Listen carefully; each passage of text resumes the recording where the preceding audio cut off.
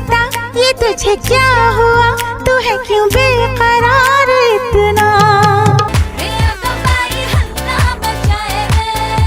केला केला केला की कैसी मन में अगन है।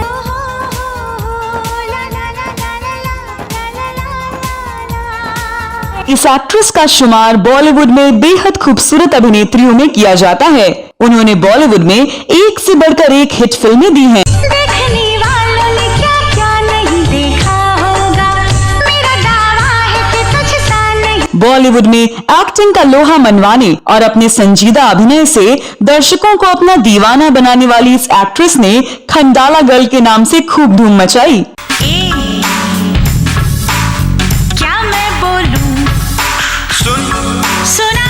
लेकिन क्या आप जानते हैं कि पैदा होते ही उनकी अदला बदली हो गई थी और वो गलती से एक पंजाबी परिवार के पास पहुंच गई थी। और क्या आपको यह पता है कि जब वह पैदा हुई थी तब उनके भाई ही उनकी जान लेना चाहते थे। और क्या आप यकीन करेंगे कि इस एक्ट्रेस का नाम बॉलीवुड इंडस्ट्री के कई एक्टर्स के साथ जोड़ा गया था। और क्या आप विश्वास करेंगे कि उन्होंने एक शादीशुदा फिल्म प्रोड्यूसर से गुपचुप शादी की और शादी के बाद कुछ लोगों ने उन्हें होम ब्रेकर कहा।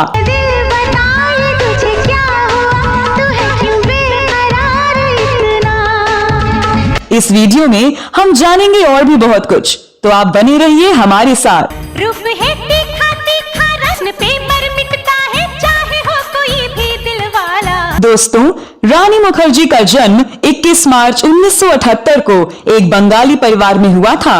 फिल्मी परिवार से ताल्लुक रखने वाली रानी मुखर्जी के पिता का नाम राम मुखर्जी था, जो कि निर्देशक थे, और मां कृष्णा मुखर्जी गायिका। आपको यह जानकर आश्चर्य होगा कि पैदा होते ही अस्पताल में उनकी अदला बदली हो गई थी और वे गलती से एक पंजाबी परिवार के पास पहुंच गई थी। वहीं उनकी मां को गोद में एक दूसरा बच्चा लाकर दे दिया गया। इस बच्चे को देखते ही रानी की मां ने शोर मचाया और बताया कि उनकी बेटी की आंखें भूरी हैं, जबकि जो बच्चा मेरे पास है उसकी आंखें भूरी नहीं हैं। फिर गलती का एहसास होते ही अस्पताल स्टाफ ने जब सर्चिंग शुरू की तो वह एक पंजाबी परिवार के पास मिली। इससे भी अधिक आश्चर्य की बात यह है कि जब वह पैदा हुई थी तब उनके भाई ही उनकी जान लेना चाहते थे। इस बात का खुलासा खुद उनके भाई ने एक टीवी शो में किया। रानी मुखर्जी के बड़े भाई राजा मुखर्जी ने शो में बताया कि जब रानी पैदा हुई थी तब वह उनकी हत्या कर देना चाहते थे।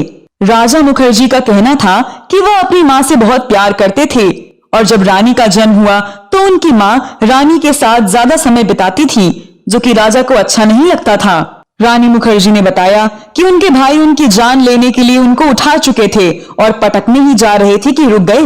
रानी मुखर्जी को बचपन से ही एक्टिंग में रुचि थी। 1994 में डायरेक्टर सलीम खान ने रानी मुखर्जी को आ गले लग जा फिल्म के लिए ऑफर दिया था। उस समय रानी सिर्फ 16 साल की थी। इस वजह से रानी के पिता ने रानी को इस फिल्म में काम करने से मना कर दिया। फिर उन्होंने 1997 में प्रदर्शित फिल्म राजा की आएगी बारात से बॉलीवुड में डेब्यू किया। राजा की आई है बारात मेरे आंगन में। हालांकि इसके पहले उन्होंने एक और फिल्म की थी। यह एक बांग्ला फिल्म थी जिसका नाम बियर फूल था। यह फिल्म रानी के पिता राम मुखर्जी ने ही बनाई थी, जिसमें रानी ने सपोर्टिंग एक्ट्रेस का किरदार निभाया था। हालांकि फिल्म राजा की आएगी बारात टिकट खिड़की पर असफल रही। राजा जच रहे हैं, बांध के सर पे सहरा। लेकिन रानी मुखर्जी ने अपने संजीदा किरदार के जरिए दर्शकों को मंत्रमुग्ध कर दिया। पिताजी, आपका हत्यारा बहुत खुश है कि वो आज कोर्ट से रिहा हो जाएगा, लेकिन मैं ऐसा नहीं होने दूंगी। उसने सेल्फ डिफेंस के कानून का सहारा लिया है, मैं भी उसी कानून का सहारा लूंगी,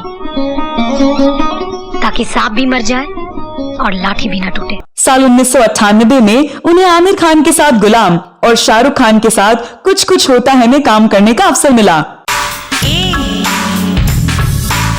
क्या मैं बोलूं? सुना अब तो मेरा दिल जागे न सोता है, क्या करूं हाँ। दोनों ही फिल्में टिकट खिड़की पर सुपरहिट साबित हुई।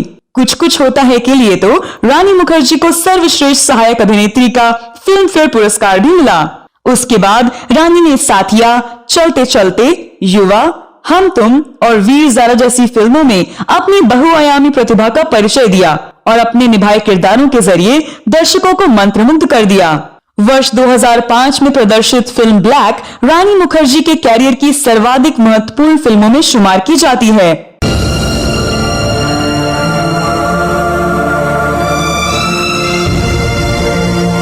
संजय लीला भंसाली के निर्देशन में बनी इस फिल्म में रानी मुखर्जी को सदी के महानायक अमिताभ बच्चन के साथ काम करने का अवसर मिला। रानी मुखर्जी ने अपने सधे हुए अभिनय से न सिर्फ दर्शकों का बल्कि समीक्षकों का भी दिल जीत लिया। वर्ष 2005 में प्रदर्शित फिल्म बंटी और बबली रानी मुखर्जी के कैरियर की एक और सुपरहिट फिल्म साबित हुई।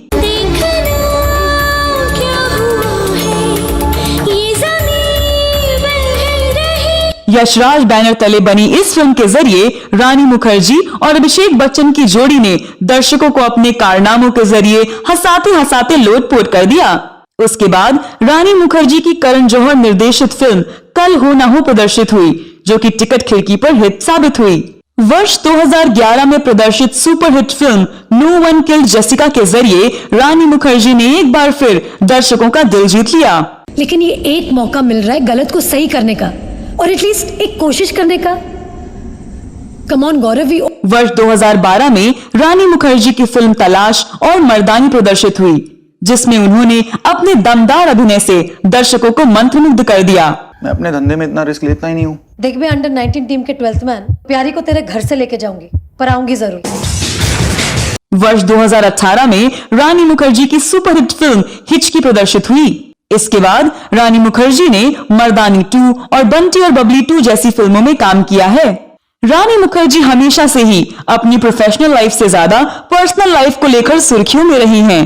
साल 2002 में रानी मुखर्जी और गोविंदा फिल्म हद कर दी आपने के सेट पर एक दूसरे के काफी करीब आ गए थे। दोनों के बीच नजदीकियां बढ़ने लगी थी और एक दूसरे से मिलने लगे थे।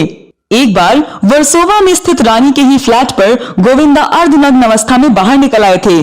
तभी उनकी नजर बाहर खड़े फोटोग्राफर पर पड़ी। गोविंदा उसको देखकर काफी घबरा गए और अपने और रानी के रिश्ते को लेकर कुछ ना बोलने के लिए फोटोग्राफर को मुंह मांगी कीमत देने के लिए भी तैयार हो गए। लेकिन फोटोग्राफर ने उनकी एक न मानी और इस खबर को फोटोग्राफर ने सबके सामने ला दिया, जिसके बाद उनके प्यार के किस्से बॉलीवुड में सबकी जुबान पर आ गए। जैसे ही यह खबर मीडिया में वायरल हुई तो गोविंदा के घर वालों को भी इस बारे में पता चला। गोविंदा की शादीशुदा जिंदगी में तूफान आ गया। गोविंदा और उनकी पत्नी सुनीता के बीच जमकर लड़ाई हुई, लेकिन गोविंदा ने रानी मुखर्जी को छोड़ने की बात से इनकार कर दिया और अपनी जिद पर अड़े रहे। तो सुनीता रानी मुखर्जी से बात करने चली गईं, जिसके बाद रानी पीछे हट गईं और उनका रिश्ता टूट गया। बताया जाता है कि रानी मुखर्जी और अभिषेक बच्चन भी एक समय रिश्ते में थे। दोनों ने युवा, बंटी और बबली और कभी अलविदा ना कहना जैसी कई फिल्मों में काम किया है। दर्शकों को भी इनकी जोड़ी काफी पसंद थी। साथ में काम करते हुए दोनों एक दूसरे के करीब आ गए और दोनों को प्यार हो गया। दोनों के परिवार वाले भी इस रिश्ते से खुश थे। जया बच्चन बंगाली होने के नाते चाहती थी कि उनके घर बंगाली बहू आए। यही कारण था कि उन्हें रानी काफी पसंद थी। इन सब के बावजूद कुछ ऐसा हुआ कि रानी और अभिषेक हमेशा के लिए अलग हो गए। दरअसल रानी और अमिताभ ने साथ में सुपरहिट फिल्म ब्लैक में काम किया। इस फिल्म में रानी और अमिताभ के बीच एक किसिंग सीन भी था।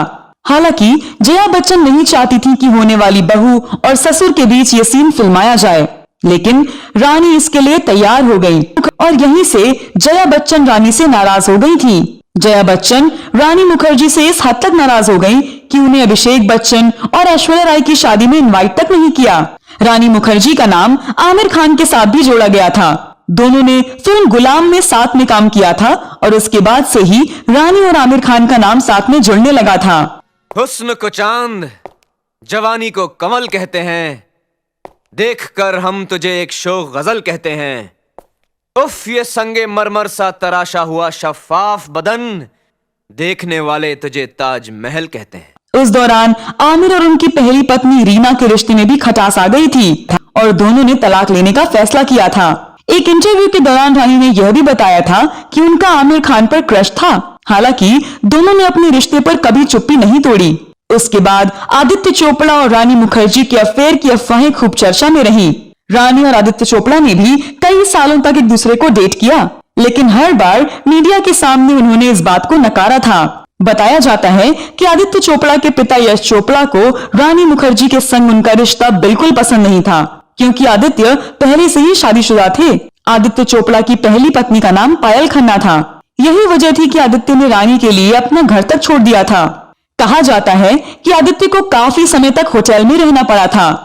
साल 2009 में आदित्य ने पायल से तलाक ले लिया और काफी समय तक रिलेशन में रहने के बाद आखिरकार इस कपल की डेटिंग समाप्त हुई और दोनों ने साल 2014 में इटली में शादी कर ली।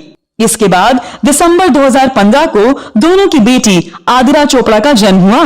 दिलचस्प बात यह है कि आदित्य रानी के घर पहुंचे थे और उनके पेरेंट्स से उन्हें डेट करने की इजाजत भी मांगी थी।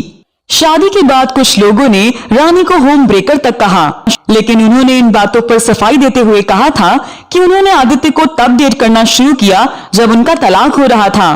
तो दोस्तों, आप रानी मुखर्जी के बारे में क्या कहना चाहते हैं? आपके पास रानी मुखर्जी से जुड़ी कोई और जानकारी हो तो अवश्य साझा करें। यह वीडियो कैसा लगा कमेंट बॉक्स में जरूर बताएं।